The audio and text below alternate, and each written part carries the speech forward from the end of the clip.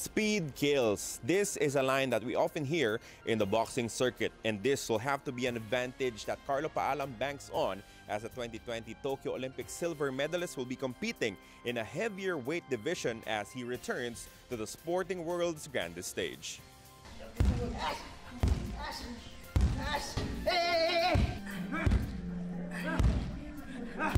Paalam defied the odds to make it all the way to the gold medal match in the Tokyo Olympics. Yung dati kasi na-build mo na yun eh. Iba ngayon, iba naman ngayon eh. So sobrang intense po talaga yung training kasi speed saka power po pinagsabay po. So saka yung communication ng lahat ng coaches po. His amazing run included an upset against Olympic and world champion Shakobidin Zoirov in the quarterfinals. Unfortunately, an early knockdown in the final against Kalaliafai of the United Kingdom cost him a chance to pick up a gold, but the 25-year-old is ready for another crack at it. Gagawin ko lang palagi yung best ko araw-araw. Yun talaga mindset ko palagi po eh. Na wala akong pinagsisihan sa lahat ng training ko sa araw-araw po. Gawin ko yung best ko kahit masakit o hindi. Pilit ko talaga kasi para sa akin yun eh. Wala naman makatulong sa akin, hindi sarili ko. Saka pursige ko. Kasi hindi ako magpupursige, wala din akong aanihin po eh. So doon talaga kasi kahit anong sakit mo o idiinda-inda mo, wala eh.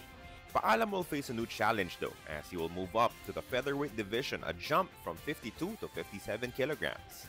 So, sa ngayon po, nag-adjust po talaga ako. Sobrang adjustment ko talaga po. So, thankful po ko nun kasi na-handle ko na yung bigat saka yung galaw ko po, nakakapa ko na. Maliit man ako, parang dinadala ko lang sa ano eh, yung kumpiyansa at masaya palagi na mag-training saka pursige. Yun palagi mindset ko po eh. Maliit po ako pero higlapin mo muna bago mo mahuli. Ganun yung mindset ko po.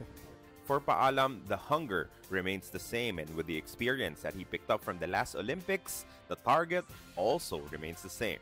Para sa sarili ko, kasi iba yung weight na nararuhan ko ngayon. Kasi gusto ko talaga gumawa ng ko po history sa sarili ko eh. Yung ganun yung mindset ko po. Tapos siyempre para sa pamilya ko po, para sa team ko rin, lalo na sa anak ko, sa asawa ko. Sobrang thankful po ako nun, lalo na sa mga coaches ko na nagsikap din para tumulong sa amin. Win the first boxing Olympic gold for the Philippines. Spin, spin, spin, spin, spin, spin, move, time. Gawin yung best ko kasi hirap magsalita na patapos pa. Gusto ko yung hindi pa natatapos ginagawa ko. Yun yung mindset ko talaga.